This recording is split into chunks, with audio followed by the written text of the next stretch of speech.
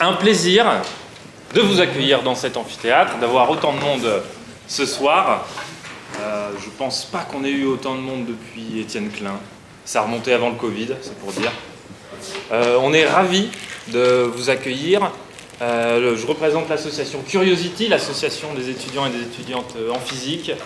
On essaie chaque année de faire des conférences pour vous présenter des thématiques évidemment propres à la physique. Et aujourd'hui, quelque chose de différent, parce qu'on nous a fait remonter, on s'est rendu compte que finalement, quand on soit étudiant ou professeur, ou les deux quand on est en thèse comme c'est mon cas, on est attaché à savoir comment on doit travailler, comment on doit apprendre. Est-ce qu'il y a des manières d'apprendre qui sont meilleures que d'autres? Est-ce qu'il y a des réponses scientifiques à ces questions? Est-ce qu'il y a des choses qu'on fait depuis très longtemps, depuis tout petit, qui sont absolument inefficaces ou peut-être très efficaces? Et ce soir, du coup, nous avons la chance d'accueillir Franck Ramu, qui est directeur de recherche au CNRS, au laboratoire de sciences cognitives et psycholinguistiques rattaché à l'ENS. Comme je vous évoquais, cette question « apprendre à apprendre » peut être vue sous plein de points d'attaque, mais c'est lui qui choisira sur lequel il va l'attaquer. Et je laisse la place à Franck Ramu pour la conférence.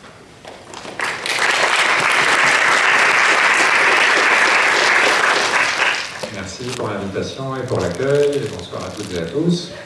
Donc effectivement, apprendre à apprendre, c'est quelque chose qui intéresse tout le monde, et en vérité c'est quelque chose qu'on devrait enseigner à tous les élèves de l'école primaire. Et il se trouve que maintenant c'est au programme, c'est dans le socle commun, le nouveau socle commun qui a été publié en 2013.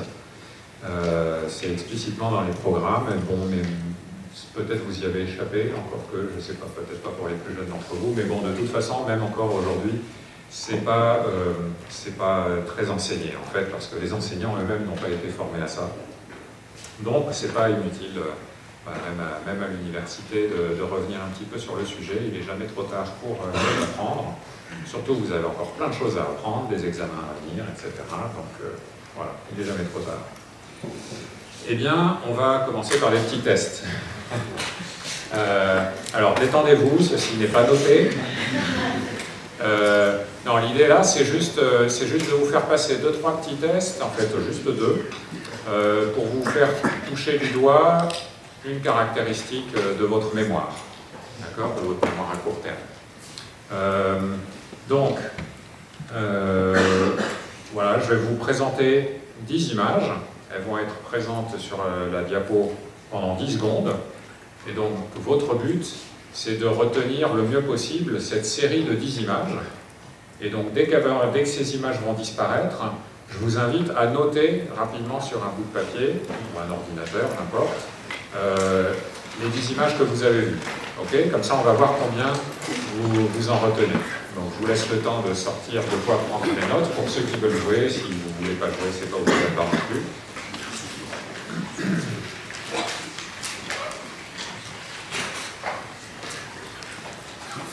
Ok, tout le monde est prêt.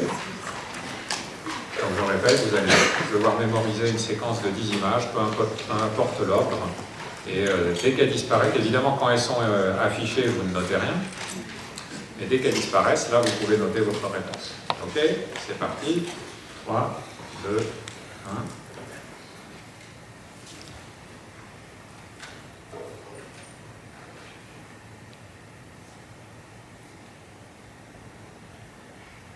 Voilà, vous notez. Toutes les images dont vous vous souvenez, vous les notez.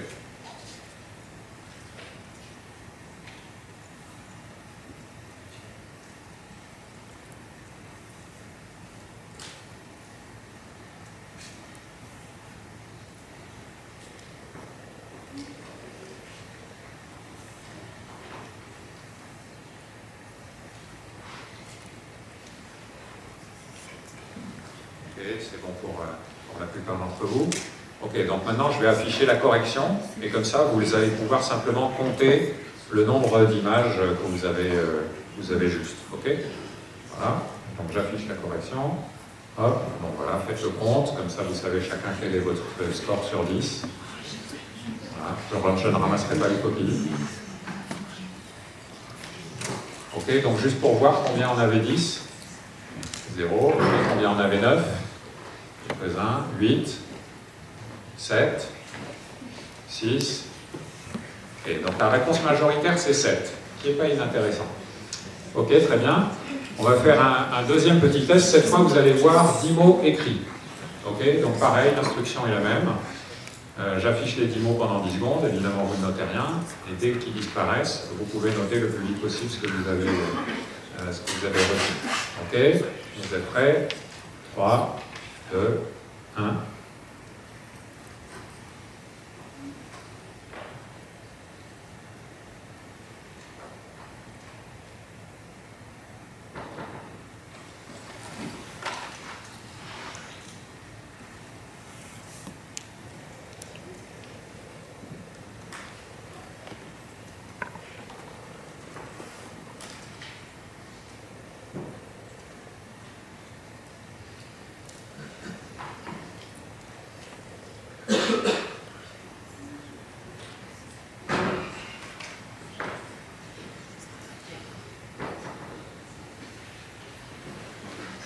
Ok, ça a l'air d'être bon pour la plupart d'entre vous.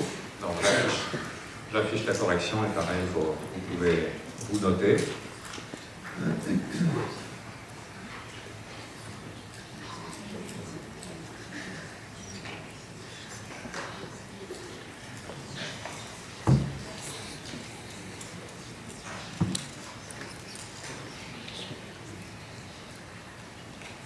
C'est bon, vous avez tous une note.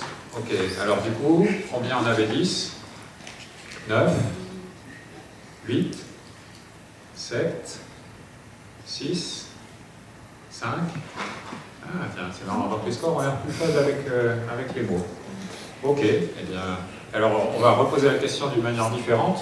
Combien d'entre vous avez retenu plus de mots que d'images?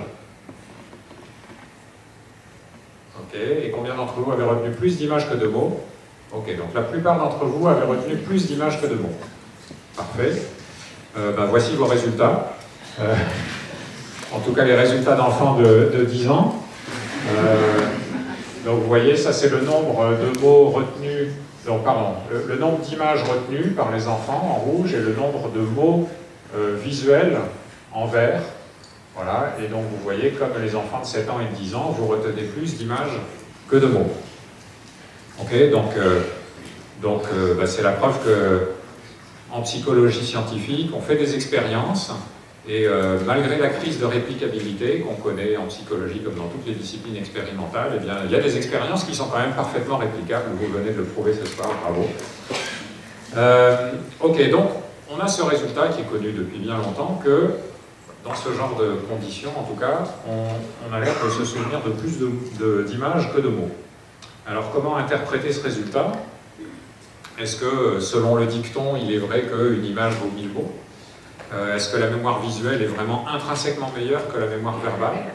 Ou est-ce que ça dépend des gens? Parce que finalement, il y en avait quand même quelques-uns parmi vous qui avaient retenu plus de mots que d'images. En fait, on ne pense pas que ce soit vraiment une supériorité de la mémoire visuelle sur la mémoire des mots. En fait, l'interprétation la plus consensuelle de ce phénomène, c'est ce qu'on appelle la richesse de l'encodage. À savoir que plus une représentation est riche, plus elle est facile à récupérer. Alors qu'est-ce que ça veut dire qu'une représentation riche? Ça peut vouloir dire plusieurs choses, mais là, en l'occurrence, ça va être l'idée que la représentation, elle est dans plusieurs modalités. Donc les modalités, ça peut être visuel, auditif, ça peut être verbal, ça peut être tactile, kinesthésique, etc., spatial. Et donc, du coup, plus les représentations font appel à de multiples modalités, et plus elles sont faciles à récupérer en mémoire par rapport à des représentations qui sont dans une seule modalité. Alors vous me direz, mais là, dans les deux cas, c'était visuel, ça ne fait pas de différence. Mais en fait, la différence, c'est la manière dont c'est finalement la stratégie que vous avez employée pour faire cette tâche. Parce que, bon, voilà, quand vous voyez les mots, vous les voyez, et en général, vous les entendez dans votre tête, donc vous avez une modalité à la fois écrite et verbale dans votre tête, mais en fait, vous les voyez surtout de manière écrite. Et quand vous voyez les images, Donc ça a l'air d'être unimodal, mais en même temps que vous voyez les images, vous vous dites aussi les mots dans votre tête. Donc en fait, vous faites appel à une deuxième représentation qui va faciliter l'ancrage en mémoire. Donc en fait, c'est une stratégie spontanée que vous employez, parce que c'est très difficile de retenir une série d'images de manière purement visuelle sans les nommer dans sa tête. Donc c'est un peu normal que la plupart d'entre vous ayez employé cette stratégie, sauf si certains d'entre vous ont une mémoire visuelle phénoménale. Et donc voilà, du coup, vous avez, d'une certaine manière, employé la richesse de l'encodage pour mieux mémoriser la série d'images. Et du coup, ça a donné un avantage à cette série d'images par rapport à la série de mots.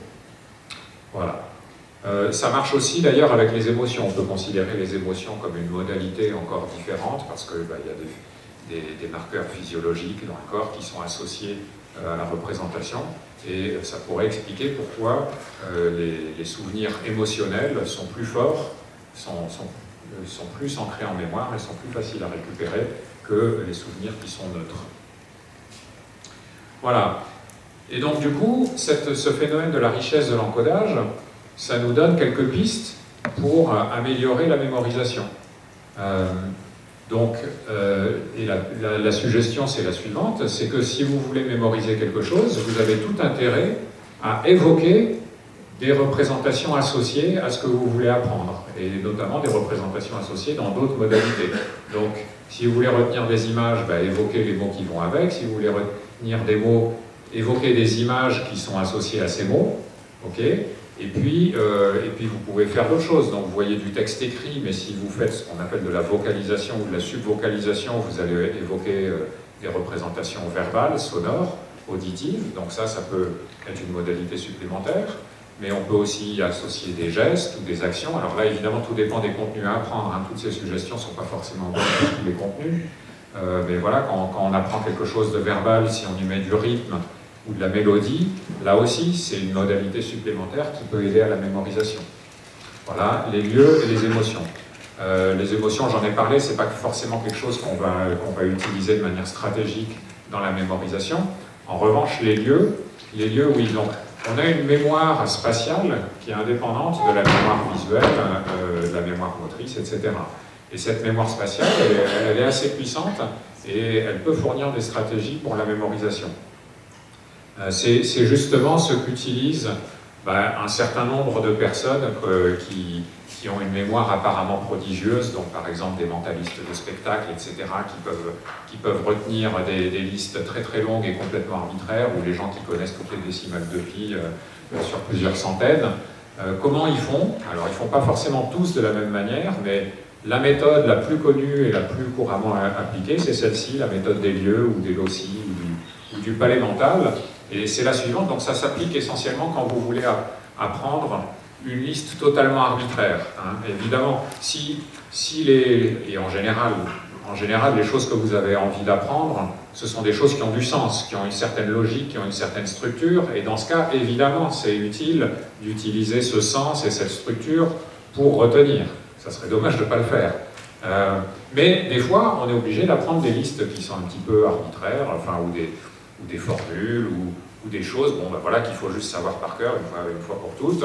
Et dans ce cas, il n'y a pas forcément un sens auquel vous pouvez vous rapprocher. Donc en tout cas, voilà, si on a une liste de choses, une liste arbitraire à apprendre, eh bien, cette méthode, elle consiste à associer chaque élément dans la liste à un lieu que vous connaissez. Et le mieux, c'est de se raccrocher à un lieu ou une séquence de lieux que vous connaissez extrêmement bien. Donc ça peut être, par exemple, donc on appelle ça le palais mental, par exemple, si vous connaissez un lieu très grand, plus grand que votre appartement, donc une très grande maison, un palais, un château, dont vous connaissez très bien toutes les pièces, par exemple, eh bien, le premier élément de la liste, vous allez le mettre dans le vestibule, dans l'entrée, et vous allez essayer de l'associer à quelque chose qui se passe dans l'entrée, à créer une toute petite association avec ce lieu-là. Et puis le deuxième élément de la liste, vous passez dans la pièce d'à côté, le troisième élément de la liste dans la pièce suivante, et le quatrième dans le couloir, etc. Et donc l'idée, c'est que mentalement, vous connaissez ce lieu tellement bien que mentalement, vous pouvez le parcourir sans jamais oublier une seule étape.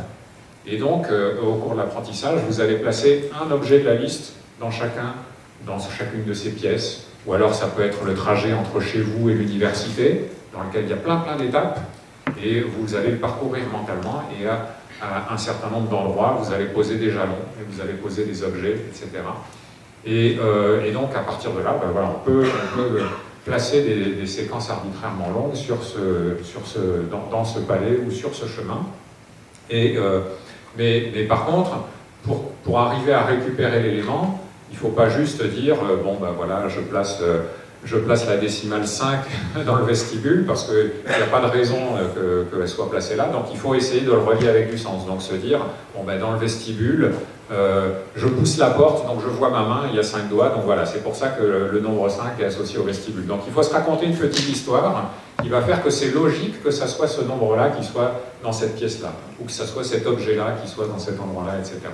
Et moyennant quoi, bah, finalement, après, le jour où vous voulez récupérer la liste des décimales de pi, bah, vous refaites le chemin dans votre parcours, etc. Et vous allez retrouver les décimales parce que vous avez associé un lieu et une petite histoire qui a du sens et qui connecte à la fois l'item à apprendre et le lieu particulier. Voilà, une méthode mnémotechnique. Je ne dis pas que c'est le truc que vous allez utiliser tous les jours parce que vous apprenez des choses qui ont quand même plus de sens que ça, mais bon, des fois, ça peut dépanner. Voilà. Alors, maintenant, on va passer à des techniques de mémorisation qui sont un petit peu plus courantes et qui vont un peu plus vous servir. On va démarrer par là, parce que c'est en fait une liste de 10 pratiques de révision couramment utilisées par les étudiants. Et donc, j'ai des collègues américains qui ont interrogé, en fait, ils ont sondé leurs étudiants de première année, et ils leur ont demandé, parmi ces 10 pratiques, quelles sont celles que vous utilisez le plus fréquemment pour réviser? Et vous allez pouvoir jouer, vous aussi. Donc vous allez pouvoir jouer, alors je ne sais pas si à la distance où vous êtes, vous pouvez scanner ce QR code, mais si vous ne pouvez pas le scanner, vous allez sur booklab.com et vous tapez le code PSBSQM. Alors je ne sais pas si Booklab est bien connecté là. Non, il est... Ok, je passe ça. Et voilà. Là, en principe, ça a marché. Du coup, alors si vous voulez scanner le QR code, je peux vous l'afficher comme ça, c'est peut-être mieux. Voilà. Et du coup, une fois que vous êtes sur Booklab, en principe, vous voyez les 10 questions pareilles, enfin les 10 options de réponse, et vous pouvez sélectionner les deux. Alors, je ne vous demande pas ce que vous faites, je vous demande ce qui, à votre sens, ce sont les deux meilleures méthodes pour réviser. Ok? Je réaffiche les options. Hop. Voilà. Alors après, vous allez me dire, ah oui, mais alors qu'est-ce que ça veut dire exactement interrogation élaborative? Bon, je pourrais vous l'expliquer, mais bon, on ne va pas y passer des heures non plus, c'est juste pour faire un sondage rapido comme ça. Hein, donc je voulais lire rapidement. Interrogation élaborative, le fait de générer une explication pour laquelle un fait est vrai. Auto-explication, expliquer en quoi l'information nouvelle est reliée à l'information qui est déjà connue. Ou alors expliquer les étapes d'une résolution de problème, résumer les textes à apprendre, surligner ou souligner les parties importantes à retenir au cours de la lecture, utiliser des mots-clés ou des acronymes pour apprendre des concepts, utiliser de l'imagerie, donc former des images mentales, relire le contenu à apprendre, apprentissage par récupération, donc se tester ou passer des tests, étaler les révisions de temps et alterner les révisions de différents types de problèmes. Et, voilà. Je vous laisse voter. Il y a combien? 48 réponses, c'est déjà pas mal. J'attends encore un petit peu. Dès que le rythme se ralentit, j'affiche. C'est pas non plus hyper important de savoir le résultat du sondage. Ah, ça monte vite.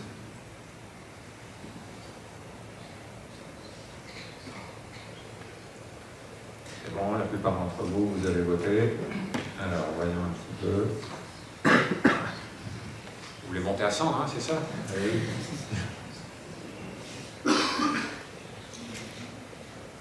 Bon, on n'arrivera peut-être pas à 100, c'est pas très grave. Voilà. Alors, voyons les résultats. Donc, vous avez voté en majorité pour apprentissage par récupération, se tester ou passer des tests. Et la deuxième option la plus fréquente, auto-explication, expliquer en quoi l'information nouvelle, ok. Et la troisième réponse, c'était apprentissage distribué. Ok, c'est pas mal, vous n'aviez pas besoin de venir ce soir en fait. Bravo, bravo. Alors, attendez, est-ce que je peux afficher? Oui, c'est ça, je peux afficher les bonnes réponses. Donc, les réponses, donc, après, ils ont comparé les réponses de leurs étudiants à ce qui est dans ce que la littérature scientifique suggère sont les pratiques les plus efficaces. Les deux pratiques les plus efficaces, c'est l'apprentissage par récupération, je vais vous expliquer ça en détail, et l'apprentissage distribué dans le temps. Ok. Ça ne veut pas dire que toutes les autres sont forcément très mauvaises, mais elles sont un peu plus bonnes. Certaines sont vraiment pas bonnes. Donc voilà, c'est cet article-là. Et bon, en gros, eux, ce qu'ils avaient trouvé, c'est que les techniques utilisées par les étudiants avaient une efficacité très faible, alors que les techniques qui avaient la meilleure efficacité prouvée, finalement, étaient très peu utilisées. Bon, c'était déjà il y a plus de 10 ans. Voilà. Donc maintenant, je vais vous expliquer un petit peu pourquoi ces deux techniques sont censées être les meilleures.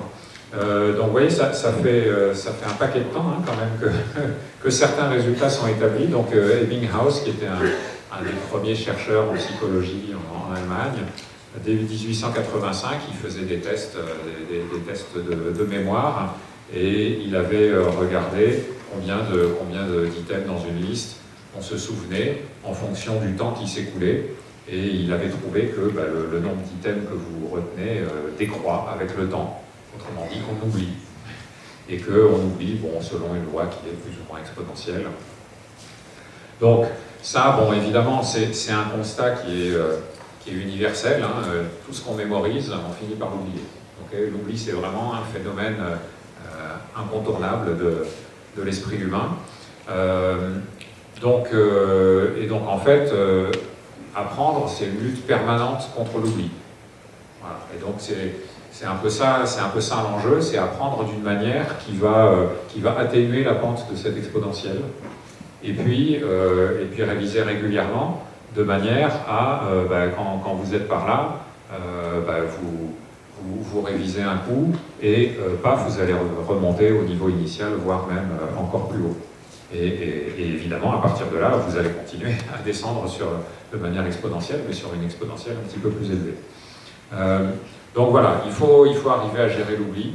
Et en gros, pour vous donner la chute, le meilleur moyen de contrer l'oubli, c'est de récupérer ses souvenirs en mémoire régulièrement. Donc plus vous allez faire appel à vos souvenirs, à tout ce qui est dans votre mémoire, et plus ça va rester disponible en mémoire plus longtemps, pour plus tard.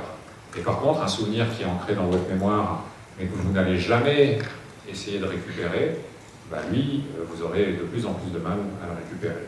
Et probablement un jour, il sera perdu définitivement. Ok, alors quelques expériences qui ont permis d'établir ces quelques généralités. Donc, une première expérience vraiment de psycho-expérimentale telle qu'on en fait dans toutes les universités, dont les participants sont des étudiants, évidemment, dans un département de psycho. Donc là, on leur donne une tâche tout à fait bête et arbitraire. Il y a une liste de 50 mots à apprendre. Et voilà, il étudie pendant une durée donnée. Et la mission, c'est d'en retenir le plus possible. Et on les teste 48 heures plus tard. Donc la nature du test, c'est simplement réciter en gros le maximum de mots dont vous vous souvenez, comme vous l'avez fait tout à l'heure. Et donc ce qui était intéressant ici, c'est que les étudiants ont été tirés au sort et attribués à 3 groupes qui ont eu des régimes d'études de la liste différentes. Donc le premier groupe, ils ont fait 8 lectures successives de la liste de 50 mots. Le deuxième groupe, ils ont fait 6 lectures et 2 tests. Donc 2 tests, ça veut dire 2 tentatives de réciter le maximum de mots dont ils se souvenaient. Et puis le troisième groupe, ils ont fait 4 lectures et 4 tests. Et le temps a été strictement contrôlé, ce qui fait que les 3 groupes ont passé exactement le même temps à étudier la liste de 50 mots. Donc s'il y a des différences, ça ne va pas être une différence de durée d'étude, ça va être une différence de nature de l'étude. Et donc les résultats, c'est que ceux qui ont fait 8 lectures de la liste, au bout de 2 jours, ils se souvenaient de 17% des mots seulement, 17% sur 50, c'est quand même pas beaucoup, ils ont oublié 83% de ce qu'ils avaient fait. C'est pas facile, une liste de 50, on est d'accord. Mais ceux qui avaient fait 6 lectures et 2 tests, ils se souvenaient de 25%, ceux qui avaient fait 4 lectures et 4 tests, ils se souvenaient de 39%. Donc c'est quand même considérable la différence entre la condition 8 lectures et la condition 4 lectures et 4 tests. On a plus que doublé le nombre de mots retenus. Donc vous voyez, là, c'est des conditions qui ne sont pas des conditions pédagogiques plausibles, on va dire, mais quand même, déjà, ça donne un premier indice que se tester, autrement dit faire l'effort d'aller récupérer ces choses dans la mémoire, ça a un effet supérieur au fait de simplement relire. Ok ? Bon, voilà, ça c'est le résultat principal qu'il faudra bien retenir. Après, il a été décliné sous plein de formes différentes. Donc évidemment, la première question qu'on se pose, c'est bon, les listes de mots arbitraires, c'est bien gentil, mais ça ne sert pas à grand-chose. Donc est-ce qu'on peut obtenir le même genre d'effet avec des contenus qui sont plus pertinents d'un point de vue pédagogique? Donc par exemple, un texte de n'importe quel manuel scolaire. Et donc pareil, il y avait deux textes, oui c'est ça, il y avait deux textes à apprendre, et donc ils pouvaient les apprendre soit en lisant, soit en récitant, avec deux groupes d'étudiants tirés au sort, répartis selon deux régimes d'apprentissage, soit un qui ne faisait que lire, qui lisait 2 fois les textes, et l'autre qui lisait et qui ensuite faisait l'effort de réciter. Ok, pareil, même temps passé sur les deux régimes d'apprentissage. Et à la fin, ils ont été testés, donc en fait, il y avait en fait 6 groupes d'étudiants, hein, de 2 régimes d'apprentissage croisés avec 3 délais de rétention. Donc, un tiers des étudiants, ils ont été testés 5 minutes après la phase d'apprentissage, donc immédiatement après, en fait. Un autre tiers des étudiants, ils ont été testés 2 jours après, et un autre tiers 1 semaine plus tard. Ok ? Et donc, les résultats, c'est que... commençons par regarder les barres bleues marines. Donc, ceux qui ont fait 2 lectures des textes, donc quand ils sont testés 5 minutes après les 2 lectures, bah, ils sont à 80% de rétention, 180% des mots corrects. Ce qui n'est pas très étonnant, bon, c'est pas des textes très longs non plus, vous venez de les lire et ils sont encore en fait dans votre mémoire de travail, vous pouvez très vite les retrouver. Par contre, 2 jours plus tard, ils s'en souviennent plus que de 50 et quelques pourcents, et 1 semaine plus tard, 35%. Donc, immédiatement après le test, on se souvient beaucoup, mais en fait, ça chute très vite. Et ce qui est intéressant, c'est que vous voyez, ceux qui ont fait le régime une seule lecture et une récitation, par écrit, immédiatement après le test, ils étaient un petit peu moins bons que les autres, parce que finalement, ils n'ont qu'une seule lecture, une seule exposition au contenu, et au moment de réciter, ils ont récité ce dont ils se souvenaient, mais il n'y avait pas de feedback au moment de la récitation. Et puis, par contre, 2 jours plus tard, ils avaient moins oublié, ils se souvenaient encore de 65% des mots, et 1 semaine plus tard, pareil, ils étaient encore à 50 et quelques ou 60%. Donc vous voyez, c'est intéressant parce que finalement, quand on regarde la courbe bleu ciel, on se dit, ben voilà, eux, par leur régime d'apprentissage, ils se sont placés sur une exponentielle d'oubli moins pentue que les autres. Vous voyez, donc on peut apprendre les choses d'une manière qui va déjà atténuer l'oubli auquel vous allez faire face de toute façon. Voilà, juste pour vous dire que c'est des résultats qui ont été répliqués des centaines de fois maintenant. Donc, je ne sais pas, peut-être, vous êtes tous des étudiants de physique, c'est ça? Non, pas tous. Bon, en tout cas, je vais supposer que je parlais des étudiants de physique. Donc, peut-être en physique, on n'a pas beaucoup de bruit dans les données et on ne fait pas beaucoup de statistiques pour faire émerger des effets, etc. Mais bon, dans les sciences de la vie, en psychologie, etc., on a beaucoup de bruit dans les données et donc on peut avoir des expériences qui se contredisent d'une fois à l'autre, etc. Et donc du coup, comme on a des résultats qui semblent contradictoires, on est obligé d'essayer de répliquer les résultats de nombreuses fois. Et après, si les résultats ont l'air contradictoires, on fait des méta-analyses, c'est-à-dire qu'on compile les données de multiples études de manière à voir quand même si malgré tout ce bruit qu'on a dans les données, il y a quand même une tendance fiable. Donc là, c'est ce qui a été fait. Vous voyez, en 2014, ce collègue a fait une méta-analyse de 159 comparaisons entre des conditions où les étudiants s'étaient entraînés par récupération en mémoire et des conditions où ils s'étaient entraînés par lecture. Et voilà, donc là, on voit une liste des effets. Bon, c'est une méta-analyse, peut-être vous n'êtes pas familier avec cette approche statistique, ça n'a aucune importance. Mais en tout cas, il se dégageait de cette méta-analyse que, à travers toutes les études, il y avait un effet moyen de 0,5 écart type. Donc 0,5 écart type, ça veut dire que j'aurais dû vous mettre une belle distribution gaussienne des scores dans le test de mémorisation, que vous allez obtenir dans n'importe quel test de mémorisation, et vous imaginez que cette distribution gaussienne, donc vous avez une belle distribution gaussienne des scores dans le test de mémorisation par lecture successive, et pour les élèves qui ont mémorisé par test, ou par lecture puis test, eh bien la gaussienne des scores, paf, elle est déplacée de 0,5 écart type. D'accord? Donc ça vous donne une mesure statistique du gain de performance de ceux qui ont mémorisé par récupération plutôt que par simple lecture. Voilà, 0,5 écart type, donc de la distribution de la population. Donc 0,5 écart type en psychologie, c'est un effet qui est de taille tout à fait respectable. Et voilà, quand c'est établi sur une méta-analyse de 160 études, on peut se dire que oui, le résultat il est bien robuste, et de fait c'est un des résultats les mieux répliqués dans toute la psychologie. Donc on peut y croire. Ok, après, on peut encore se poser plein de questions. On peut se demander, par exemple, bon, quand on apprend, au moment où on récupère en mémoire, où on se teste, où on récite, bon, évidemment, déjà, on ne va pas arriver à tout récupérer en mémoire, et ça, c'est un problème, parce que il peut y avoir des items qui vont être définitivement oubliés, et puis des fois, on va même faire des erreurs. On va récupérer en mémoire des choses qui n'étaient pas à apprendre. Donc évidemment, c'est important de se corriger. Hein, ça tombe sous le sens, mais encore faut-il s'en assurer, parce que vous savez, il y a plein de choses qui ont l'air de tomber sous le sens, qui sont évidentes, tellement évidentes qu'on ne pense pas à les tester, et puis le jour où on le teste, on se rend compte que c'était pas vrai. Donc ça vaut quand même la peine de tester les choses.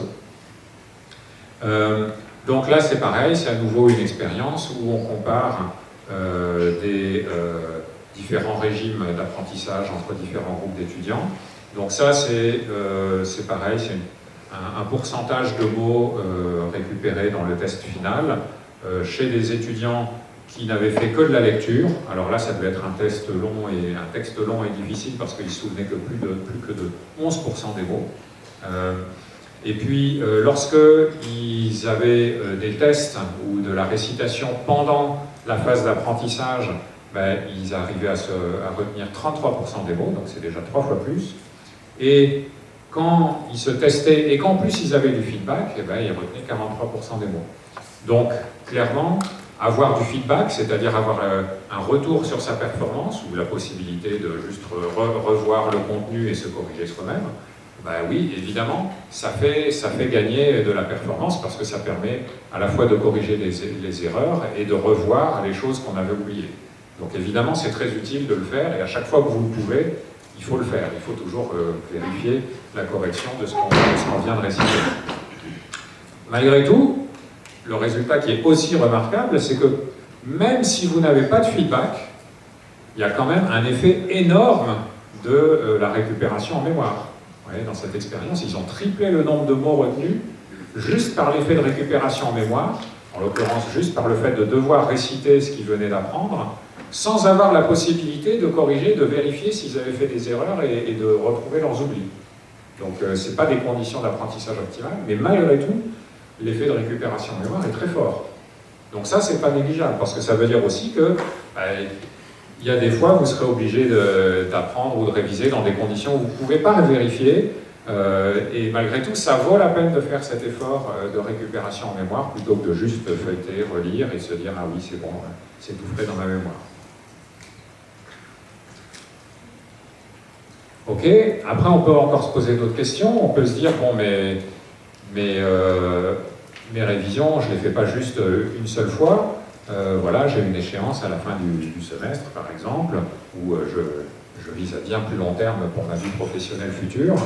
Et donc, dans ce but de mémorisation à long terme, bien, je peux prévoir plusieurs séances de révision, parce que vous vous souvenez, la courbe exponentielle, bon, bah, si à chaque fois que vous descendez trop, il va falloir quand même réviser pour faire remonter, réactiver toutes les traces en mémoire.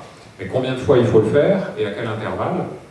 Bon, voilà, voilà, c'est une question ouverte.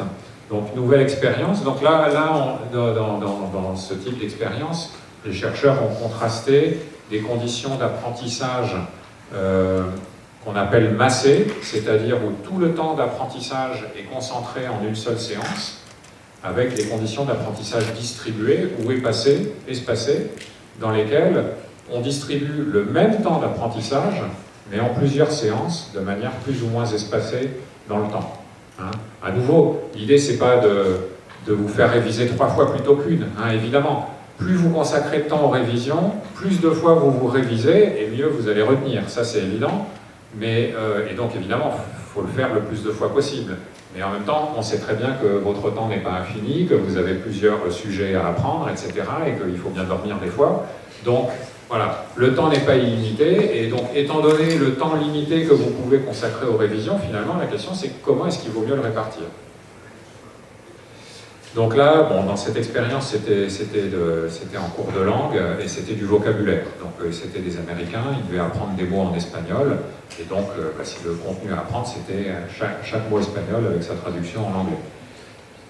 Voilà, et donc ils avaient 6 sessions d'apprentissage par des quiz. Donc en gros, on leur montre le mot anglais et il faut qu'ils tapent le mot espagnol. Voilà, et ces 6 sessions d'apprentissage, pareil, on a fait 3 groupes d'étudiants avec 3 régimes d'apprentissage et on les a tirés au sort pour les mettre dans les 3 groupes.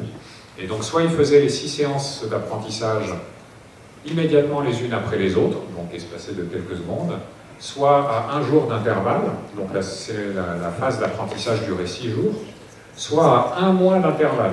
Du coup, la phase d'apprentissage durait 6 mois. Et avec un examen final, qui était la mesure finale de rétention en mémoire, qui était placé encore 30 jours après la dernière session. Et donc, voilà les 3 courbes de performance sur les 6 sessions d'apprentissage. Donc, vous voyez, la première session, bon, ils apprennent. Et puis, si on regarde les points noirs, c'est ceux qui ont fait les 6 sessions immédiatement les unes après les autres. Bon, la deuxième session, immédiatement après la première, ouais, ils se souviennent immédiatement de 80% des mots qu'ils viennent de voir. Et ça, c'est pas très étonnant, ils n'ont pas eu le temps d'oublier.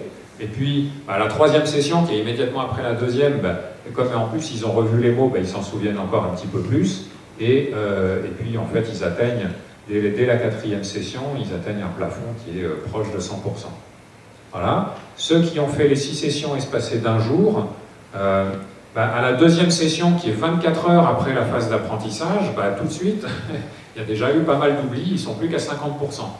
Mais le fait de revoir toute la liste pendant cette deuxième session d'apprentissage, ça fait que le jour suivant, à la 3e séance, ils remontent déjà à 85%, et à partir de la 4e session, ils ont une performance qui est quasiment indistinguable des autres et qui est au plafond. Et puis pour ceux qui ont fait 6 séances d'apprentissage espacées d'1 mois, évidemment, vous revenez 1 mois après la première séance d'apprentissage, vous vous souvenez quasiment plus de rien, enfin juste 20% des mots. Donc pour eux, c'est vraiment très très dur.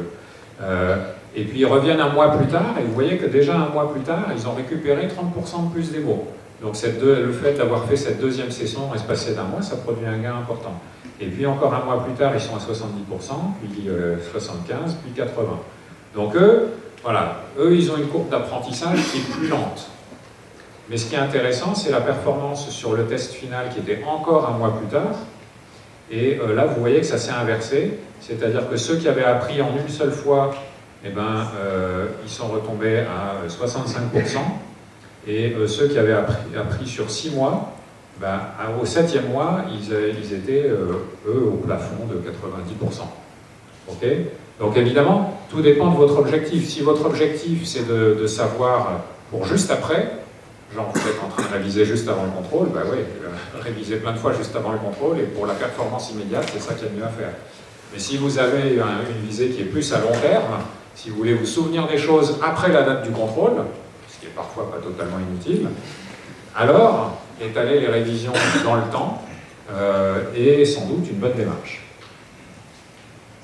Voilà, et après, les intervalles, il faut essayer de les étaler d'une manière qui paraît raisonnable vis-à-vis de l'échéance qui est la vôtre.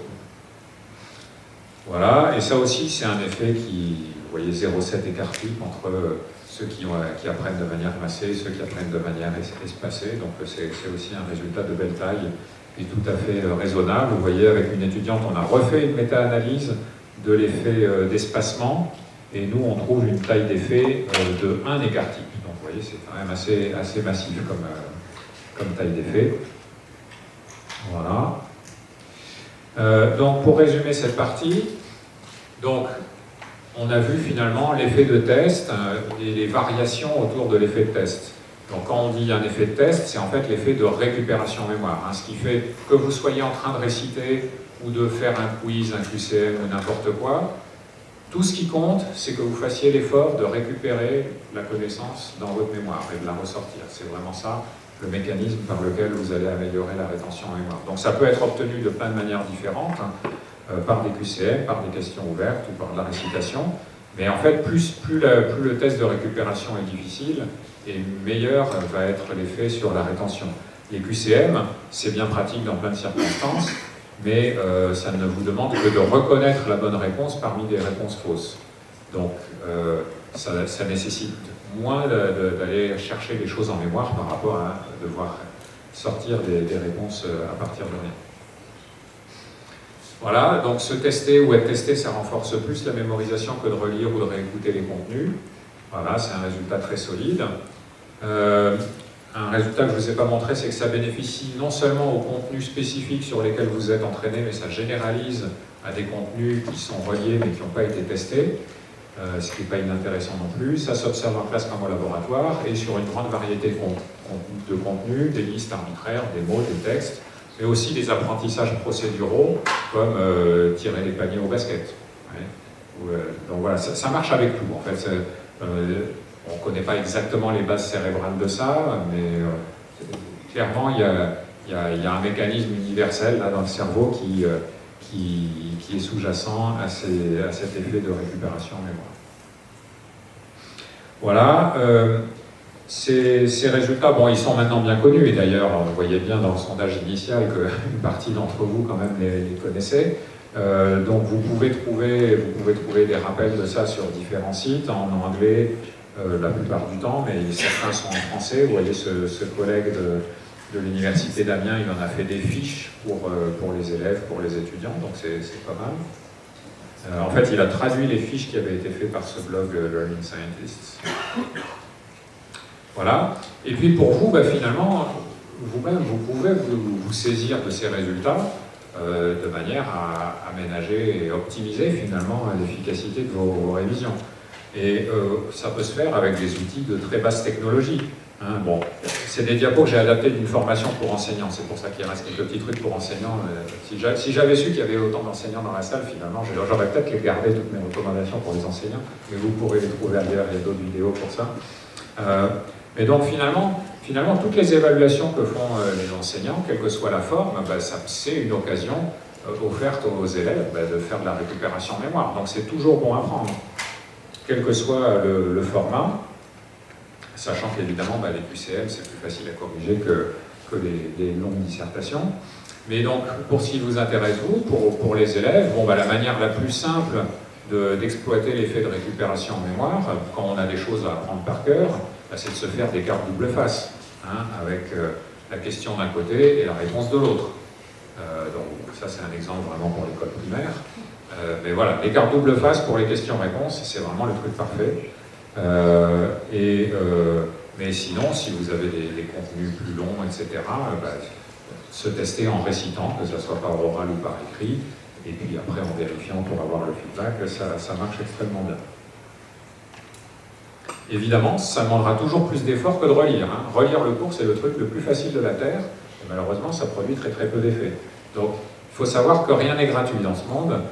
Voilà, si on veut mémoriser mieux, il va falloir faire un petit peu plus d'efforts cognitifs. Ça ne prendra pas forcément plus de temps, mais il va falloir faire un petit peu plus d'efforts pour aller récupérer les choses en mémoire. Bon, on peut se faire aider par des outils de plus haute technologie, bien entendu. Donc il y a tout un tas de plateformes sur Internet, d'ailleurs, celles qui sont utilisées déjà par votre université. Je suppose que vous avez une version de Moodle, sans doute. Voilà. Donc dans Moodle, il y a plein de quiz, plein de tests, de réponses ouvertes, courtes, enfin de tous les formats de tests possibles. Vos enseignants les exploitent déjà sans doute pas mal. Bon voilà, tout ça c'est des bonnes occasions finalement de faire jouer la récupération en mémoire. Voilà, on a testé tout à l'heure un outil de test sur Internet qui était Booklab, et puis il y en a plein d'autres. Et puis, vraiment pour les révisions en autonomie, il y a aussi des plateformes qui vous permettent de faire ça. Donc, je vous ai mis Quizlet et Anki, qui sont deux bien connus. Quizlet, c'est un truc commercial, et Anki, c'est plus un truc de geek, on va dire. Mais les deux marchent très bien. Elles vous permettent de charger sur la plateforme vos listes de questions-réponses, ou tous les contenus que vous voulez apprendre et sur lesquels vous voulez que ça vous soit reposé en question. Et puis, ça vous permet aussi de les partager avec vos camarades. Vous pouvez même faire une communauté sur ces sites dans lesquels vous partagez les contenus à apprendre, et comme ça, tout le monde peut en bénéficier. Et puis après, la plateforme, elle vous teste régulièrement, et elle tient compte du fait de vos réponses. Elle tient compte de est-ce que vous avez répondu bon à telle question ou faux, pour vous reposer la même question à un délai un petit peu adapté. Parce que si vous avez répondu bon, a priori c'est bien ancré en mémoire, c'est pas la peine de vous retester le lendemain. Mais si vous avez répondu faux, déjà on va vous montrer la bonne réponse, et puis ça vaut la peine de se retester à un intervalle un petit peu plus proche. Donc voilà, il y a aussi cette problématique de se dire comment est-ce que... Ah mais je vous ai pas montré. Ok, il me manque un truc sur la diapo précédente, low-tech, c'est le système de Leitner. Okay, donc si vous faites des cartes double face, vous pouvez utiliser, si vous trouverez ça sur Wikipédia ou sur Internet, Leitner, L-E-I-T-N-E-R. Le système de Leitner, c'est un système avec des boîtes. Donc par exemple, on peut avoir 5 boîtes. Et donc vous avez votre paquet de cartes double face de choses à retenir. Et puis vous les prenez toutes. Et évidemment, donc vous voyez la question, vous essayez d'y répondre avant de regarder la réponse, toujours. Et puis, si vous avez répondu bon, vous mettez dans la boîte 1. Si vous avez répondu faux, vous mettez dans la boîte 2. Et puis après, le lendemain, vous retestez avec les cartes de la boîte 2. Si vous avez répondu bon, elle peut avancer d'une case. Si vous avez répondu faux, elle va reculer d'une case. Et donc après, voilà, chaque paquet de cartes va être retesté à un intervalle différent. Donc c'est une espèce de martingale ou d'algorithme qui va vous permettre de vous retester plus fréquemment sur les questions plus difficiles auxquelles vous répondez faux, et moins fréquemment sur les questions que vous connaissez parfaitement. Voilà, et donc ces plateformes comme Quizlet et Anki, ils font en gros un système de Leitner informatisé, et ils vont vous reproposer les questions à un intervalle qui semble à peu près raisonnable par rapport à vos performances. Je m'empresse de dire que on aimerait avoir des résultats de recherche aussi solides que je vous ai montrés pour définir précisément à quel intervalle il faut représenter chaque question en fonction de votre performance, etc. Malheureusement, on n'en est pas tout à fait là. Enfin, la vérité, c'est que c'est très compliqué parce que ça dépend des contenus à apprendre, ça dépend de chaque apprenant, etc. Donc, il y a des gens qui prétendent que, oui, ils connaissent exactement la séquence des intervalles optimaux qu'il faut observer. Mais bon, en vérité, là, on est dans un domaine très empirique, on va dire. Je pense qu'on n'a pas encore trouvé la loi universelle de l'apprentissage espacé. Mais bon, globalement, ce que font ces plateformes, c'est informé par les résultats de la recherche. Et c'est assez... Et en plus, comme les résultats de la recherche ne disent pas tout, ils ont fait en plus des choix techniques, mais globalement, ils paraissent assez raisonnables. Voilà. Et puis, dernière partie de ce que j'ai envie de vous dire, c'est que là, finalement, on a beaucoup parlé de mémorisation, mais ça a l'air d'être surtout de la mémorisation de choses par cœur. Okay, et puis on se dit tout de suite, bon, mais apprendre par cœur, c'est bien gentil, mais il n'y a pas que ça dans la vie. Ce qu'on veut, c'est comprendre. Donc oui, évidemment. Enfin, parfois, il y a des choses qu'il faut apprendre par cœur. Hein. Bon, voilà, vous êtes dans des études scientifiques, vous avez sans doute appris vos tables de multiplication par cœur, et vous vous rendez sans doute parfaitement compte que si vous ne les saviez pas par cœur, ça serait un handicap pour plein de choses plus sophistiquées que vous faites en maths. Bon, et il y a aussi plein d'autres choses que vous avez apprises par cœur, et voilà, quand on n'a pas ces choses qui sont déjà stockées en mémoire à long terme et qu'on peut ressortir de manière automatique, on peut éventuellement les reconstruire. Hein. Les tables de multiplication, si vous ne les savez pas, vous pouvez les retrouver en faisant des additions successives. Vous voyez le temps que ça va vous prendre, et vous voyez le risque d'erreur, etc. à chaque fois que vous devez faire du calcul. Donc c'est pas viable en fait. Il y a des choses qu'il est vraiment rentable d'avoir appris par cœur, parce que du coup vous pouvez les utiliser de manière automatique, et ça vous libère de la mémoire de travail et de l'effort cognitif pour des choses qui sont plus sophistiquées. Okay, donc, il ne faut pas abandonner la mémorisation par cœur sous réserve qu'on veut comprendre les choses à fond. Mais clairement, il y a aussi des contenus pour lesquels la mémorisation n'est pas suffisante. Donc, ce que vous voulez, dans la plupart de vos cours, c'est, vous voyez, un cours, quelle que soit la matière, on n'a pas envie de l'apprendre par cœur mot à mot comme si c'était une poésie. Parce qu'on pourrait faire ça sans avoir rien compris du sens du cours et ça n'aurait strictement aucun intérêt. Donc on a envie d'avoir mémorisé le cours, mais d'une sorte de mémorisation qui conduit à une compréhension intime de tous les concepts qui sont énoncés dans le cours. C'est ça l'essentiel, donc c'est ce qu'on appelle la compréhension, c'est ça la compréhension. Et non seulement on a envie aussi que cette mémoire et cette compréhension, ça soit transférable à d'autres situations. Que ça ne soit pas juste quelque chose qu'on récite le jour du contrôle ou un exercice qu'on sait refaire parce qu'on l'a déjà fait, mais on a envie de pouvoir réutiliser ces connaissances et ces compétences dans d'autres contextes, des contextes extrascolaires, professionnels par exemple, enfin voilà, dans la vie. Et donc, compréhension et transfert, ça nécessite un apprentissage en profondeur, c'est-à-dire un apprentissage qui n'est pas juste superficiel, limité à la mémoire de la séquence des mots qui composent le cours. Donc voilà, une petite représentation imagée de la manière dont on peut imaginer ce que c'est que la compréhension. Donc, bon, c'est pas exactement des réseaux de neurones non plus, mais imaginez des nœuds de connaissances, c'est un peu comme un graphe. Voilà. C'est un graphe de connaissances que vous avez acquises, donc celles qui sont en gras, c'est celles que vous avez acquises, et puis celles qui sont en blanc, là, c'est le cours d'aujourd'hui. Donc évidemment, le cours d'aujourd'hui, on vous a donné des définitions de concepts nouveaux. Évidemment, la première fois que vous voyez la définition, c'est un petit peu abstrait, vous n'êtes pas sûr de ce que ça veut dire. Mais bon, vous voyez des liens avec les connaissances que vous avez déjà acquises, donc il y a quelques liens ténus. Et puis au fur et à mesure que vous apprenez ce cours et que vous en utilisez les définitions, les concepts, les démonstrations, eh bien, au fur et à mesure, il va y avoir des liens de plus en plus grands qui vont se créer entre cette nouvelle connaissance et les connaissances déjà acquises, jusqu'à ce que ça fasse un réseau complètement intégré.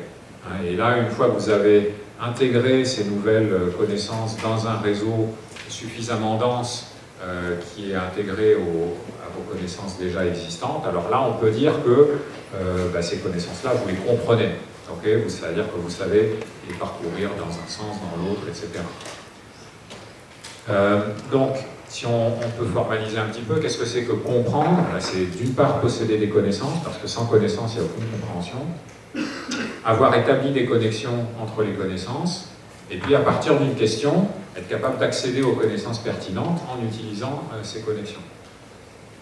Et puis être capable d'intégrer une nouvelle connaissance dans le réseau des connaissances existantes.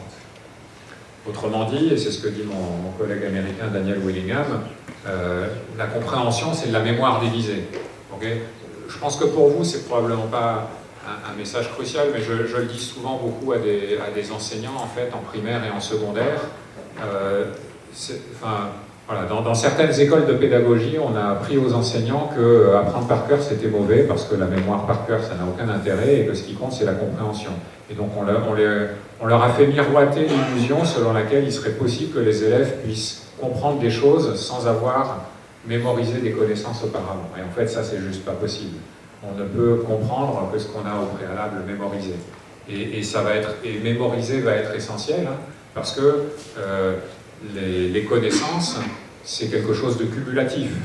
Et si aujourd'hui vous pouvez apprendre et comprendre ce que c'est qu'un espace vectoriel, c'est parce que pendant toutes vos scolarités précédentes, vous avez appris d'autres concepts en mathématiques qui étaient beaucoup plus simples, mais qui se sont empilés les uns sur les autres et qui font que le jour où on vous introduit les espaces vectoriels, vous arrivez à le connecter avec des connaissances précédentes. Ça ne flotte pas tout seul en l'air, parce que flotter tout seul en l'air, il n'y a aucune compréhension qui peut en émerger. Ok, et alors du coup, comment on fait pour atteindre cette compréhension profonde, cet apprentissage profond qui crée la compréhension? Il faut utiliser les bonnes activités d'apprentissage. Donc il y a tout un tas d'activités d'apprentissage qui en fait ne favorisent qu'un apprentissage superficiel. Donc relire, c'est très superficiel en fait comme activité. Recopier évidemment aussi.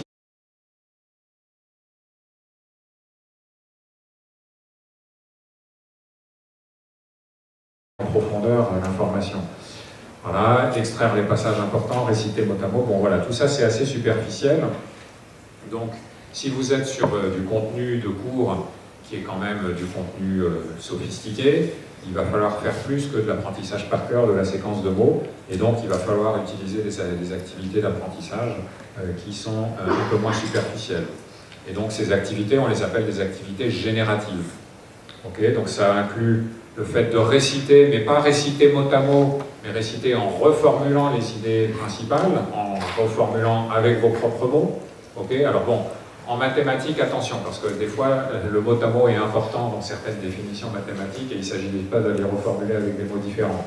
Mais bon, pour plein de matières, c'est important d'arriver à reformuler des concepts avec des mots légèrement différents, parce que c'est là finalement qu'on atteint le cœur du concept. Résumé, évidemment sans regarder l'original, parce que si vous regardez l'original en résumant, en fait vous ne faites que piocher des mots-clés dans le texte d'origine, donc c'est une activité du coup assez superficielle. Par contre, si vous le faites sans regarder l'original, vous faites de la récupération en mémoire, ça vous oblige à essayer de retrouver quelles étaient les idées principales, et donc ça c'est un très bon exercice. Après, vous regardez l'original, vous corrigez, vous complétez, etc. et vous refaites. Voilà, expliciter les liens entre les concepts appris. Ça, c'est une activité vraiment très intéressante et qu'on fait sans doute pas assez. Donc voilà, on vous introduit des nouveaux concepts. Essayez, par une démarche vraiment explicite, de se dire, ok, comment ça se connecte avec tout ce que je sais déjà. Vous savez déjà plein de choses, et donc essayez d'établir ces liens. Ça va vraiment permettre à la fois de mieux les ancrer en mémoire et finalement de comprendre comment ces nouveaux concepts s'intègrent dans un tout. Voilà, se questionner de manière générale sur le contenu, mais pas juste sur le mot à mot du contenu, mais sur les hypothèses sous-jacentes, sur les intentions, sur les liens entre les concepts, sur les résultats, etc., sur la logique du raisonnement. On peut faire des tableaux de comparaison dans un certain nombre de matières. Voilà, il y a différents concepts nouveaux qui sont introduits et on peut les comparer sur différentes dimensions. Et donc voilà, sur ces différentes dimensions, en quoi ils sont similaires, en quoi ils sont différents. Ça peut être une bonne manière finalement de commencer une espèce de cartographie des concepts. Ça peut être justifier pourquoi un résultat ou un raisonnement est juste ou faux. Expliquer à quelqu'un d'autre, voilà, ça c'est une très bonne activité générative aussi, le fait de devoir expliquer à votre camarade ce que vous avez compris du cours. En soi, c'est déjà une activité qui est extraordinaire, et je pense que tous les enseignants le savent aussi, le fait de devoir expliquer aux étudiants, finalement, c'est là qu'on se rend compte ce qu'on avait compris, ce qu'on n'avait pas compris, et ce qu'il faut qu'on vérifie. Bon, expliquer et débattre, évidemment, vous pouvez avoir deux perceptions différentes du même cours, et vous expliquer l'un à l'autre et en débattre pour savoir lequel des deux a mieux retenu le cours ou mieux compris les concepts. Voilà une très bonne activité pédagogique que vous pouvez faire par pair ou en groupe. Et puis si vous êtes un peu plus visuel, ou si le contenu du cours s'y prête bien, on peut faire aussi des cartes conceptuelles, vous savez, donc on démarre avec un concept au milieu, et puis on fait des branches, et puis on détaille tous les concepts qui sont associés, ou toutes les dimensions sous lesquelles on peut les analyser. Et ça aussi, c'est une très bonne activité. Donc, vous voyez, il y a toute une panoplie finalement d'activités dites génératives qu'on peut utiliser pour non seulement mémoriser, parce qu'il faut mémoriser, mais aussi s'obliger à réutiliser les concepts d'une manière profonde. Et enfin, oui, j'ai rajouté faire des exercices, parce que finalement, vous faites beaucoup ça, en maths, en physique, dans plein de matières, on fait des exercices, et les exercices, bon, c'est bien d'en faire, mais l'intérêt n'est pas juste d'apprendre à faire des exercices. L'intérêt, c'est que c'est en fait la meilleure manière de mettre en application les concepts du cours, de récupérer en mémoire les concepts du cours et de les utiliser. Et c'est en les utilisant, en les manipulant finalement, qu'on arrive à les connecter avec tout le reste des connaissances, qu'on voit comment ils s'articulent les uns avec les autres, et que du coup, on va atteindre cet apprentissage en profondeur qui conduit à la compréhension. Donc vraiment, ne négligez jamais les exercices que les profs vous donnent, parce que c'est vraiment le meilleur service qu'ils peuvent vous rendre pour vous aider à comprendre le cours. Et c'est pour ça qu'on en fait tant en maths qu'en physique. Voilà, donc pour conclure, les recherches en psychologie, elles sont intéressantes aussi, on fait de la bonne science en psychologie, il n'y a pas qu'en physique. Et elles fournissent des résultats utiles sur la mémorisation. Voilà, les résultats principaux, c'est l'effet de test ou de récupération de mémoire, l'effet d'espacement, le rôle du retour d'information, et puis il y en a bien d'autres que je ne vous ai pas détaillés. C'est des résultats qui sont très généraux, qui sont reproduits dans le cadre des apprentissages scolaires, mais aussi de tous les apprentissages qu'on peut faire dans la vie. Évidemment, on peut utiliser des outils numériques, mais pas que, hein. Les cartes double face, ça marche très bien. Les outils numériques, ça apporte une contribution pour les enseignants en réduisant le coût de correction des tests. Ça permet aussi de raccourcir le délai entre le test et le retour d'information, puisque vous pouvez avoir le retour d'information tout de suite. Et puis ça permet aussi de fournir un retour d'information à tous les élèves. Voilà, et enfin, n'oubliez pas les activités génératives qui favorisent un apprentissage en profondeur. Et pour terminer, qu'est-ce que je vous ai mis comme source? Donc le livre de Rudiger et McDaniel, mets-toi ça dans la tête, il est très bien. Donc celui-là, il est parfait pour les étudiants. Le livre de Daniel Willingham, Pourquoi les enfants n'aiment pas l'école, je pense qu'il est plus à l'usage des enseignants dans le primaire et le secondaire. Et puis récemment, il y a David Louapre, un très bon vulgarisateur sur YouTube, qui a sorti cette vidéo, qui a en gros à peu près le même contenu que ma conférence, et qui a quelques autres petits trucs, et elle est vraiment bien cette vidéo. Donc si vous voulez réviser ma conférence, déjà d'abord vous essayez de la récupérer, de réciter le maximum d'idées clés, etc. Et après vous pouvez avoir le feedback avec la vidéo de David Louapre. Voilà, je vous remercie pour votre attention et je peux répondre à toutes vos questions.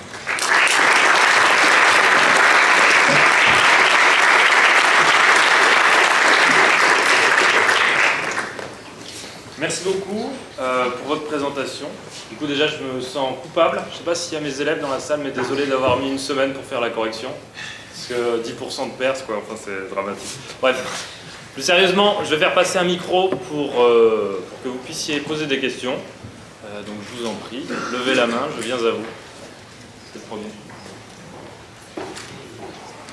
Après, attendre un petit peu avant de donner... Non, vas-y, donne le micro, mais je veux dire, attendre un petit peu avant de donner la correction, c'est pas forcément mauvais, parce que si on donne le corrigé immédiatement après, bon, c'est bien, ça connecte avec ce que les élèves viennent de faire, mais en même temps, ils n'ont pas eu le temps d'oublier.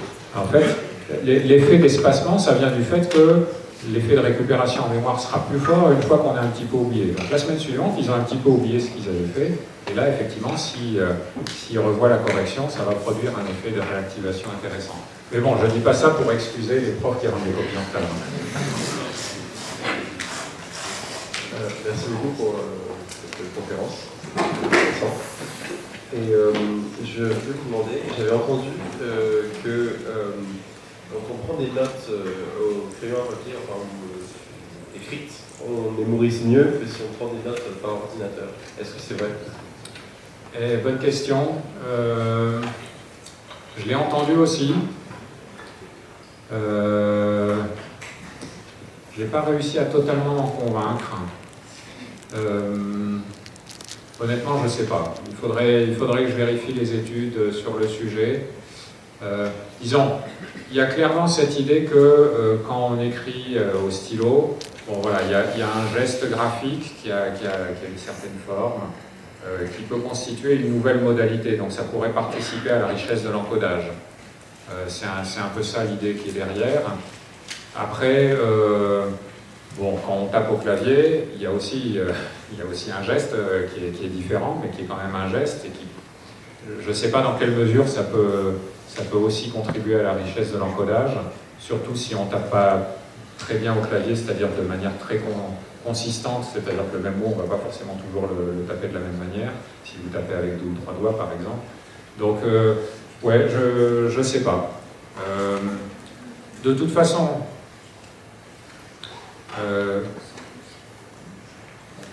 j'aurais tendance à dire, le principal n'est pas au moment où vous prenez les notes. Bon, il faut prendre les notes. En vérité, je ne sais même pas à quel point la prise de notes est quelque chose d'important. Vous voyez, par rapport à vous donner le poli. Ce qu'il faut, c'est une première exposition au contenu. Ça, vous pouvez l'avoir en écoutant et en regardant ce qui se fait au tableau. Et puis après, vous, de votre côté, il va falloir faire de la récupération en mémoire.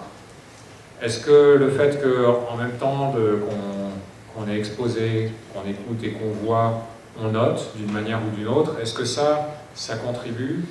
Je ne sais pas vous donner la réponse, mais Et je me dis qu'il faudrait que je regarde dans la littérature, parce que c'est quand même une question importante, parce que je sais bien que tous les cours de sciences, c'est quand même basé beaucoup sur la recopie de ce qui est noté au tableau.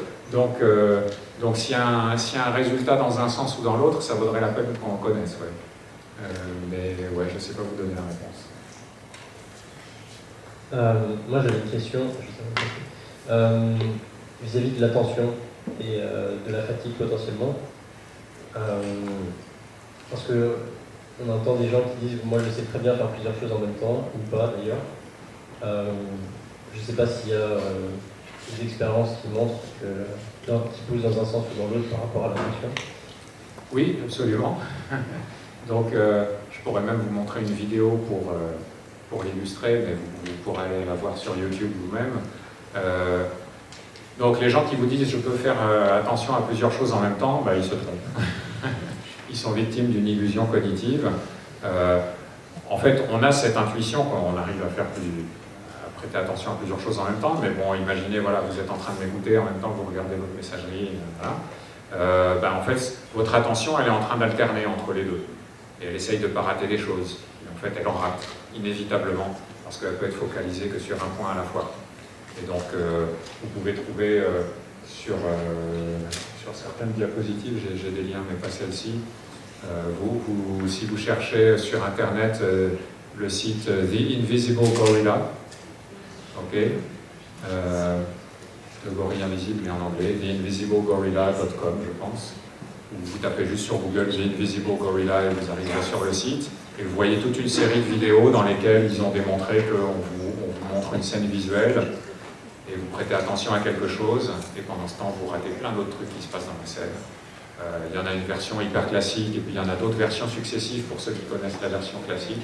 Donc vous pouvez vous amuser un certain temps avec ces vidéos. Donc non, on ne peut prêter attention qu'à une chose à la fois, et à chaque fois que vous essayez de prêter attention à plus d'une chose à la fois, vous allez perdre inévitablement de l'information. Des fois, ça n'apporte pas trop à conséquence. Bon, voilà, vous allez rater quelques mots dans ce que dit le prof. Des fois, ça peut être plus dangereux, comme quand on conduit, par exemple. Donc, ça veut dire que si on veut optimiser son temps d'apprentissage, il faut réduire les distractions. Okay. Donc, c'est au-delà de la question, évidemment, au moment où vous révisez, évidemment, en principe, vous n'allez pas essayer de faire deux choses à la fois. Mais il faut aussi essayer de ne pas être distrait. Hein, donc, une bonne manière de voir les choses, c'est de se dire, bon ben voilà, j'ai décidé que je veux consacrer tant de temps à réviser ou à travailler telle matière, je m'organise de telle manière à ce que je puisse vraiment y consacrer ce temps et focaliser mon attention là-dessus. Donc, éteindre le téléphone ou éteindre les notifications, le mettre dans une autre pièce, écarter du bureau les distractions potentielles, etc. Voilà, parce qu'effectivement, il y a plein de distractions possibles et il y a toujours une bonne raison d'arrêter ce qu'on est en train de faire et il faut arriver à résister à ça. Bonjour. Moi, c'était à propos de l'impact des émotions. Vous avez fait un lien entre la représentation multimodale et l'impact de l'émotion au moment de l'apprentissage. C'était juste pour savoir si vous pouviez un peu approfondir à ce sujet. Et ça m'a rappelé justement une étude où j'avais lu que quelque chose appris dans un moment de joie, en de bonheur relatif, était mieux mémorisé. Est-ce que vous... Oui. Donc voilà, tout ce qui est appris en même temps qu'une émotion, qu'elle soit positive ou négative, va être mieux mémorisé. C'est pas tellement utilisé de manière pédagogique parce que bon, on peut pas jouer constamment avec les émotions des étudiants, hein. Mais en fait ça se démontre le mieux pour la mémoire épisodique, c'est-à-dire la mémoire des événements, etc. Bon, voilà, pour ceux qui sont assez âgés pour avoir vu les attentats des Tours Jumelles en 2001, tout le monde sait où il était à ce moment-là, par exemple, et vous savez avec qui vous avez parlé immédiatement après. Enfin, il y a des souvenirs qui sont indélébiles comme ça parce que c'est des émotions très fortes, positives ou négatives. Par exemple, le syndrome de stress post-traumatique, c'est une manifestation de ce mécanisme, c'est-à-dire que vous avez subi une émotion très intense et du coup, cette série d'événements, elle est gravée très très profondément dans votre mémoire Et elle ressort même quand vous n'essayez pas de la récupérer en mémoire, en fait. Ouais, donc bon, c'est une illustration.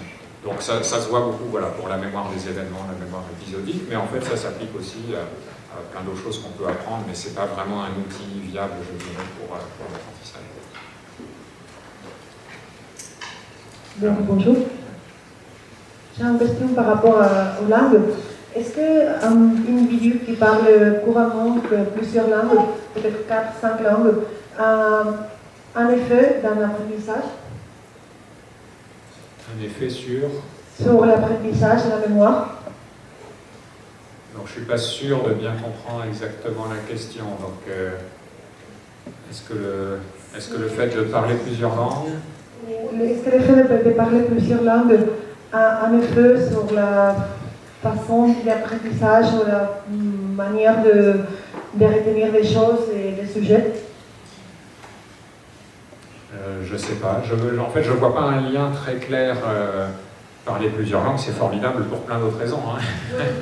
Mais est-ce que ça influence l'apprentissage? Non, disons... Ouais, ce qui est sans doute vrai, c'est que bon, quelque chose qu'on apprend, en tout cas surtout dans un contexte scolaire, on l'apprend dans une langue donnée. Et donc il va être facile à récupérer dans cette langue-là. Ça peut être plus compliqué si vous apprenez les maths en français, vous devez faire des maths en anglais après. Ça peut être plus compliqué en fait. Donc, mais c'est la question du transfert entre les différentes langues qu'on maîtrise. Mais après, à part ça, enfin, je vois pas, de ce point de vue-là, je ne vois pas d'avantage ni de désavantage du multilinguisme. Bonsoir. La question de l'enseignant. Par rapport à une question qui a déjà été posée par un étudiant, je pense, par rapport à l'ennui ou la fatigue. Donc c'est un peu peut-être difficile à y répondre, mais la durée optimale du temps d'un cours. On se pose souvent la question, enfin, cours d'1 heure, 2 heures, 3 heures, on a des retours assez divergents des étudiants par rapport à cela. Oui, c'est une bonne question à laquelle je n'ai pas de réponse non plus. J'ai l'impression que... je ne connais pas d'études qui aient vraiment examiné ça de manière expérimentale. C'est sûr qu'on a tous notre expérience d'enseignant et puis d'étudiants aussi, hein, qui disent que bon, au bout de 45 minutes, l'attention commence à sérieusement flancher. Donc je pense que faire des pauses une fois toutes les heures, c'est une recommandation raisonnable, mais on va dire que c'est une recommandation empirique. Je n'ai pas de résultat expérimental et je ne sais même pas s'il y aurait une... Ça dépend sans doute aussi beaucoup du contenu de l'enseignement et de comment, voilà, est-ce qu'il est suffisamment vivant pour tout le temps relancer l'attention des élèves ou pas. Ce qui est sûr, c'est que l'attention, elle a besoin de... Enfin, c'est pas automatique que pour une personne de prêter attention à une autre personne constamment pendant 1 heure. Donc forcément, l'attention finit par flancher, même si le sujet vous intéresse. Et donc voilà, après certains enseignants sont très forts pour arriver à recapturer l'attention des élèves de manière périodique, et voilà, et d'autres moins. Mais bon, forcément, il y a une fatigue, il y a une baisse de vigilance. Donc ouais, faire une pause par heure, ça paraît raisonnable. Bonsoir, merci pour la présentation. J'avais une petite question sur tout ce qui est protocole expérimental. Alors, je ne suis pas très familier avec les expériences en psychologie, plutôt peut-être en psychiatrie et en clinique généralement. Là, sur les résultats que vous nous avez présentés, généralement la métrique ou les résultats sont affichés par rapport à un taux de rétention de l'information. Est-ce qu'il y a des études qui se basent sur les résultats, sur des mesures, par exemple, psychophysiques, donc je sais pas, l'anxiété ou le stress, ou typiquement des mesures comportementales, je sais pas, mouvement, regard, des choses dans le genre? On peut faire toutes les mesures qu'on veut. Il faut que la mesure elle soit appropriée par rapport à la question qui est posée. Donc là, bon, si la question c'est quelle est la méthode pour que les élèves mémorisent le plus de contenu qu'on leur a enseigné, la mesure en termes de pourcentage restitué paraît pertinente. Mais évidemment, vous pouvez poser d'autres questions. Si vous posez la question quelle est la méthode d'apprentissage qui rend les étudiants les plus heureux, il va falloir trouver une échelle de bien-être ou de bonheur ou je ne sais pas quoi.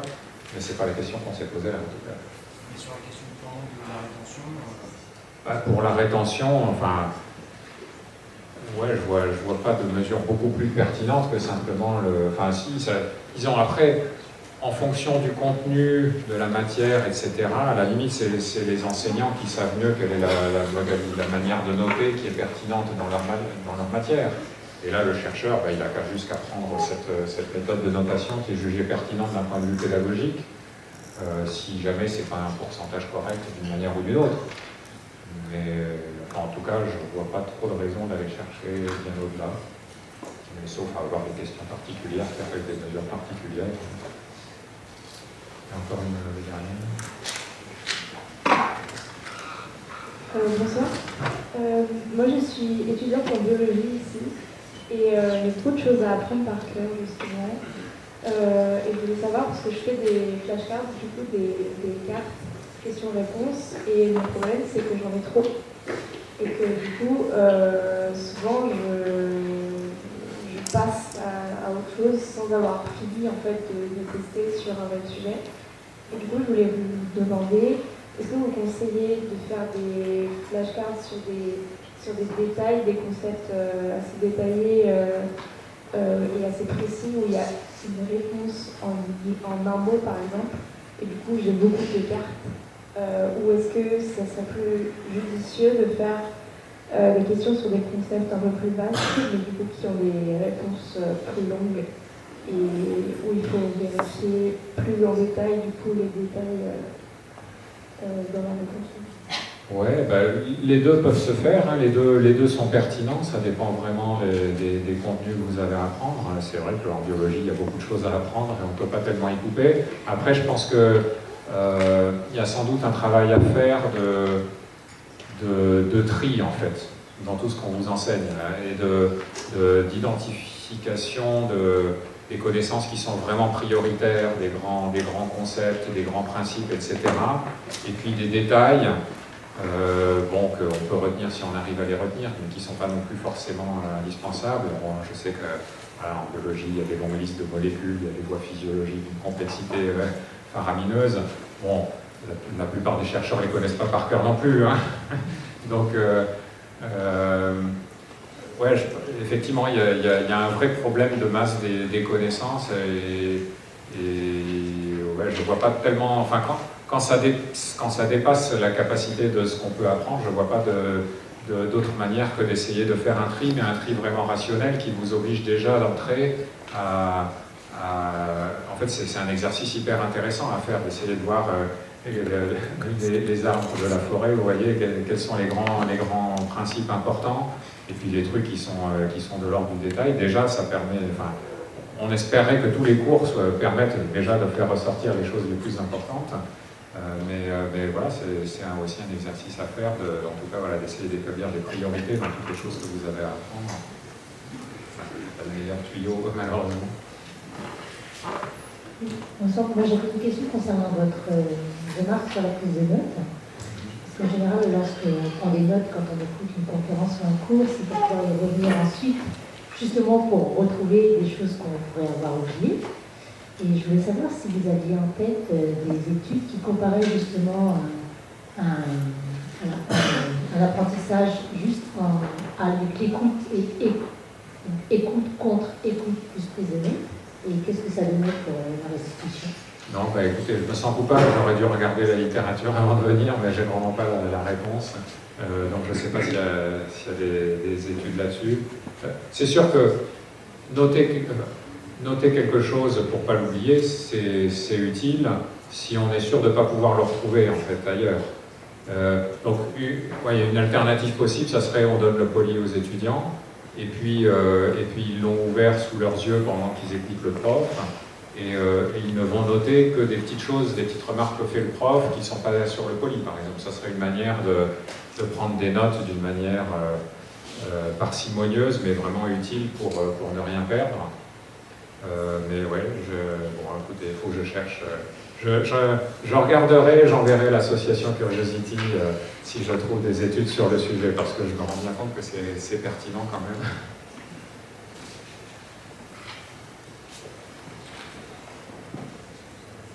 Bonsoir, j'avais une question sur, vous parliez du socle commun qui avait été changé en 2013, où c'était intégré cette notion d'apprendre à apprendre. Est-ce que depuis, il y a eu quand même une évolution notable? Parce que je parlais seulement des plus jeunes d'entre nous qui ont dû avoir entendu parler de ça dans leur scolarité. Est-ce que... Je ne sais pas, est-ce que vous en avez entendu parler, vous, par vos enseignants dans le secondaire? Probablement pas, hein. Non, pas du tout. Non, voilà, je pense que vous êtes représentatif, en fait. Enfin, disons, ça progresse, mais ça progresse hyper lentement. Vous voyez, moi-même, je suis impliqué dans la formation des enseignants, et j'en ai fait des amphis pour des enseignants et des formateurs d'enseignants, mais ils sont 870 000. Donc, vous voyez, c'est pas par amphi de 100 qu'on va... Donc c'est compliqué, ça m'a conduit même à faire un MOOC qui s'appelle la psychologie pour les enseignants, dans lequel, enfin voilà, c'est ce qu'il m'a semblé être le plus utile à faire pour essayer de toucher un maximum d'enseignants. Voilà, j'en ai touché quelques milliers, c'est déjà mieux, mais ça va prendre un temps infini en fait. Et il y a un problème de bootstrapping, c'est-à-dire que comme les formateurs, enfin disons, voilà, des enseignants, on en recrute des milliers chaque année, la formation initiale, c'est pas forcément, enfin c'est très très compliqué. Est-ce qu'il y a des pistes dans les modalités d'examen, enfin de changer les modalités d'examen pour amener un peu plus de ça ou... Les attendus au concours pour rentrer dans la carrière d'enseignant, ben oui, on aimerait bien faire changer un petit peu les attendus des concours. Ouais, ça fait partie des sujets qui sont sur le bureau du ministre, on va dire. Des ministres successifs, jusqu'à ce que l'un d'entre eux veuille bien s'y intéresser, ou se lancer là-dedans. Bonjour, d'après vos résultats sur la rétention à long terme, voire à très long terme des connaissances, est-ce que, à votre avis, la politique des examens finaux à l'université est si efficace que ça pour vraiment former des futurs chercheurs qui auront une diverses connaissances? Tout dépend de la fonction qu'on attribue aux examens, en fait. Et là, je pense qu'il y a sans doute une ambiguïté à lever, parce que vous voyez, dans la pédagogie, on distingue deux types d'évaluation. L'évaluation sommative, qui est là pour certifier un certain niveau de connaissance à un certain moment, et l'évaluation formative, dont le but principal, c'est d'aider les élèves à apprendre, en fait. Donc là, ce soir, je vous ai parlé principalement d'évaluation formative, et c'est qui est vraiment très utile. Et en fait, ce qu'on constate, à la fois dans le système scolaire, mais aussi dans l'enseignement supérieur, c'est que on fait des examens parce qu'on a besoin d'évaluation sommative, forcément. À la fin, il faut quand même arriver à dire si un étudiant mérite le diplôme ou pas, ou mérite de passer dans l'année supérieure ou pas, enfin, ou s'il a le niveau, en tout cas. Donc, on a besoin d'évaluation sommative, on ne sait pas faire sans, et en même temps, on a aussi envie de fournir des opportunités d'évaluation formative. Et mon constat, c'est qu'en fait, c'est jamais trop distingué finalement. Vous voyez, on se dit, ah, mais les examens finaux, c'est trop stressant, on va plutôt faire du contrôle continu. Bon, mais le contrôle continu, ça ressemble plus à de l'évaluation formative, mais en fait, on s'en sert quand même de manière sommative. Et donc, ça devient très compliqué. Maintenant, vous voyez, le bac, on le valide avec des matières qui ont été validées sur 2 ans.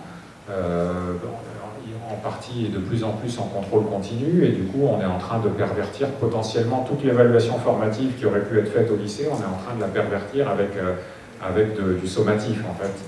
Et donc là c'est pareil, les examens que vous faites à l'université, il en faut des sommatifs, c'est incontestable, et ceux-là ils pourraient très bien être placés uniquement à la fin du semestre ou d'année, et ça paraît normal que finalement on les place en fin de période d'apprentissage.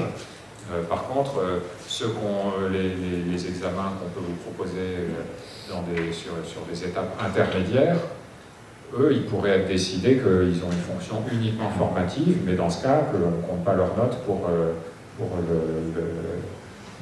l'année à la fin, quoi.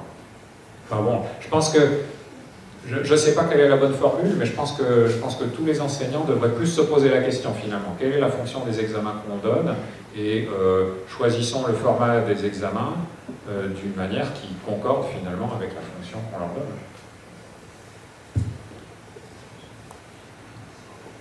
Bonsoir. Je me demandais si le cadre temporel dans lequel on révisait pouvait jouer un rôle dans la qualité de la mémorisation. Par exemple, si on révisait le soir, est-ce que ça optimise notre mémorisation? Oui, alors effectivement, j'en ai pas parlé, le rôle du sommeil. Donc, le sommeil semble jouer un rôle dans la consolidation des souvenirs en mémoire. Et bon, je ne sais pas si ce que je vais vous dire est un résultat suffisamment solide pour être généralisé, mais il semblerait que si vous voulez réviser, si vous voulez revoir votre cours, il pourrait être plus rentable de le revoir le lendemain du cours que le soir même. Parce que le soir même, vous n'avez pas dormi une fois dessus. Et donc, s'il faut choisir, si vous pouvez le revoir 2 fois, revoyez-le 2 fois. Mais s'il faut choisir entre le soir même et le lendemain, peut-être le lendemain, après une nuit de sommeil, ça offrira un petit bénéfice en fait. En tout cas, il y a des expériences dans ce sens. Mais après, on n'est pas au même niveau de preuve que les effets de test et d'espacement que je vous ai montré tout à l'heure. Donc, je ne peux pas vous certifier que ça vaut pour tous les contenus et dans tous les contextes. Et je m'en voudrais de vous suggérer une technique pas optimale même. On va prendre sans doute une dernière question. En tout cas, le sommeil est très important. Donc, j'en profite pour la recommandation principale. Il faut dormir la nuit. Il faut dormir plus que vous ne le faites et essayer de vous coucher plus tôt. Ça, c'est vraiment important parce que voilà, c'est vraiment essentiel. Mais pour tout le monde, hein, on a tous des problèmes. On dort tous trop peu et on dort de moins en moins. Et ça a vraiment un impact sur la performance, à la fois sur la mémorisation de la journée passée et sur la performance dans la journée qui suit. J'ai beaucoup aimé votre petit jeu au début de la présentation. Et justement, je vais être amené à enseigner à des enfants en bas âge primaire. Et je me demandais si vous avez d'autres jeux comme ça pour aider à démarrer une présentation. Le petit test de mémoire de travail, là ? Oui, voilà. Je ne sais pas, tout dépend de ce que vous voulez transmettre à ces élèves, en fait. Parce que ça va être très varié. Ouais.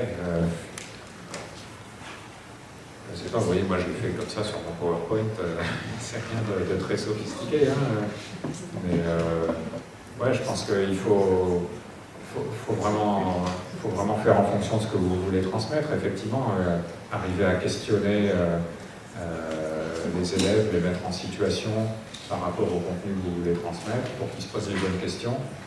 Ouais, c'est toujours une bonne manière de démarrer, hein, de manière générale.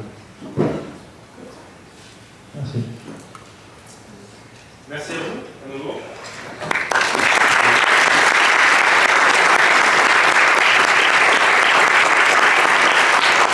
Et merci à vous d'être venus si nombreux et d'être restés jusqu'à la fin alors que l'heure avance déjà. On vous souhaite une bonne soirée et à la prochaine conférence.